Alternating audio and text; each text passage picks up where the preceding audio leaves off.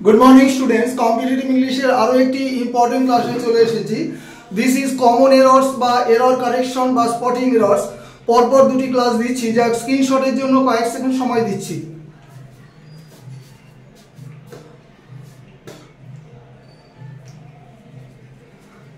চলো ক্লাস শুরু করি। দিস ইজ সুশান্ত স্যার, তোমাদের বহু আকাঙ্ক্ষিত ক্লাস। বারবার বলো যে স্পটিং এরর্স এর উপর ক্লাস ঘন ঘন দেওয়া যায় কিনা, তাই দিচ্ছি ক্লাসটা।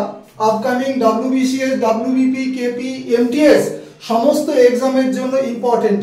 নাম্বার 1 দেখো, I and him are very good friends. তো এখানে দেখো ভার্ব কোনটা আছে, ভার্ব হচ্ছে আর। তো ভার্ব কাকে অনুসরণ করবে, সাবজেক্টকে। তো সাবজেক্ট আমার আই তো ঠিক আছে আমি, কিন্তু হিম কিন্তু অবজেক্টিভ ফর্ম হয়। তাহলে হি এর অবজেক্টিভ ফর্ম হিম হয়, তাহলে আমার এখানে হিমের সাবজেক্টিভ ফর্ম কি হবে, হি হবে। তাহলে এখানে হিমের পরিবর্তে হি। আশা করি বোঝাতে পারলাম। ভার্বকে দেখে করো তুমি এভাবে, দেখেই বোঝা যাচ্ছে। যারা আমার কাছে রেগুলারলি পড়তে আসে, অফলাইন বা অনলাইন যাই বলি, তারা কিন্তু দেখেই বলে দেবে, ঠিক আছে। এবার যারা যারা বিগিনার্স আছো তাদের পক্ষে হয়তো সম্ভব নয় বোঝানো বা বলা। নেক্সট দেখো, মানে তারা আমাকে হয়তো বোঝাতে পারবে না ঠিক করে, কিন্তু এইভাবে যদি আমরা করি তাহলে অবশ্যই বোঝাতে পারবে। Next, both me and my sister went. Verb কি, ওয়েন্ট। গোটা গোয়ের পার্সন কি হয়েছে, ওয়েন্ট। তাহলে ভার্ব কাকে অনুসরণ করে, সাবজেক্টকে অনুসরণ করে, মানে সাবজেক্ট দেখে ভার্ব হয়। তাহলে আমার দেখো এখানে মাই সিস্টার ঠিক আছে, আমার বোন, কিন্তু মি কিন্তু সাবজেক্টিভ ফর্ম নয়, মিটা হচ্ছে অবজেক্টিভ ফর্ম। তাহলে এখানে মি এর সাবজেক্টিভ ফর্ম কি হবে, আই হবে। তাহলে both I and my sister went to a boarding school. Next, Rustam and myself saw the picture. Myself কাকে দেখে হয়, আই কে দেখে হয়। সটা এখানে অবশ্যই ভার্ব, কাকে অনুসরণ করে ভার্ব, সাবজেক্টকে। রুস্তম আমার সাবজেক্ট ঠিক আছে, মাইসেলফ কখনো সাবজেক্টিভ ফর্ম নয়। মাইসেলফটা হচ্ছে রিফ্লেক্সিভ প্রোনাউন বা এমফ্যাটিক প্রোনাউন, আলাদা ক্লাসে নিশ্চয়ই বোঝাবো।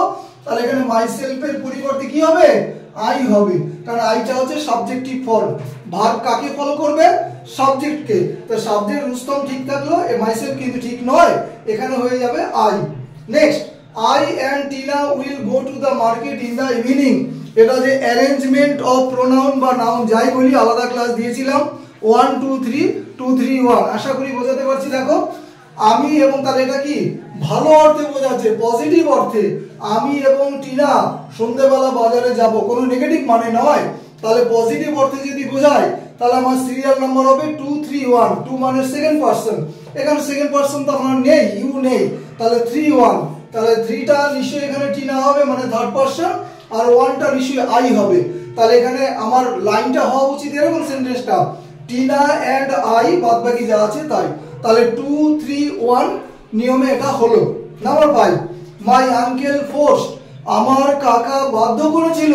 কাকে বাধ্য করেছিল, এবার তোমার কাকে, কি বা কাকে দিয়ে প্রশ্ন করলে যেটা আনসার পাই সেটা অবজেক্টিভ হয়।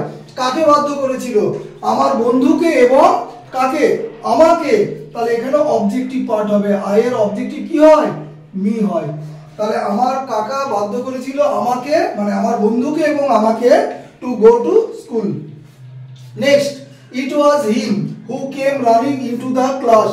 দেখেই বুঝতে পারছি হিমটা হি হবে, হয়তো তোমরা বোঝাতে পারবে না। দেখো রিলেটিভ প্রোনাউন এখানে কি আছে, হু। এবার রিলেটিভ প্রোনাউনের অ্যান্টিসিডেন্ট মানে পূর্ববর্তী শব্দ অবভিয়াসলি সাবজেক্টিভ পার্ট হবে। তাহলে এর পূর্ববর্তী হিম আছে, এটা হয়ে যাবে হি। আশা করি বোঝাতে পারলাম। এবার দেখো তোমাদের জন্য একটা ইম্পর্টেন্ট হোমওয়ার্ক দিয়েছি, fill in the blanks, very very important. I ran fast so that I dash catch the train, can could may might. সম্পূর্ণ ক্লাসটা বাংলায় বোঝালাম, পাশে সাউন্ড আসছে হয়তো ডিস্টার্ব হতে পারে। যাই হোক, ক্লাস শেষ করছি।